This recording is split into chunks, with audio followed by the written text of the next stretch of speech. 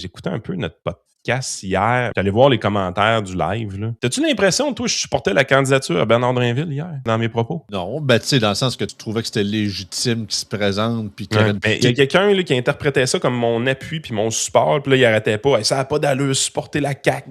Il a fait tout ce qu'ils ont fait. Ça, c'est la même gang qui pensait que tu supportais Charles Milliard au PLQ il y a 2 semaines, là, dans le show. Puis la même gang qui pense que le prof Caron, il est pro-russe parce qu'il analyse la situation entre la Russie et l'Ukraine. C'est ça. Juste la semaine d'après, après ça, il est rendu pro-Ukraine. Puis la semaine d'après, il est rendu pro-Trump. Puis la semaine d'après, il est rendu pro-Israël. Okay, là, je vais vous expliquer un peu le secret de l'analyse politique. Pas l'analyse partisane, l'analyse politique. Le secret pour faire de l'analyse politique, là, c'est que tu essaies de te mettre dans la peau de la personne qui est en poste. Dans ce cas-ci, c'est Bernard Drinville. Et là, je me dis, quel doit être l'objectif de Bernard Drinville? Objectif numéro 1, gagner la chefferie. Objectif numéro 2, changement de cap pour remonter la CAQ dans les sondages. Ça, vous êtes tous d'accord que c'est ça qui doit se passer dans la tête à Drinville? Bon, parfait. Dans ce contexte-là, si je me mets dans sa peau et j'ai ces deux objectifs-là, qu'est-ce que je devrais faire pour augmenter la probabilité de succès de l'atteinte de mes objectifs? Ben, c'est comme ça qu'après ça, on est capable d'analyser la situation. Je suis pas en train de dire, je souhaite vraiment que la CAQ gagne. J'aimerais vraiment ça que Bernard Drinville soit premier ministre. Ce serait vraiment le fun que la CAQ ait recherché une majorité à la prochaine élection. Mais on tabarnak, êtes-vous capable de comprendre un texte, asti? Êtes-vous capable de comprendre quelqu'un qui parle, qu'est-ce qu'on dit réellement? C'est plus que team premier degré, là. C'est team pas intelligent.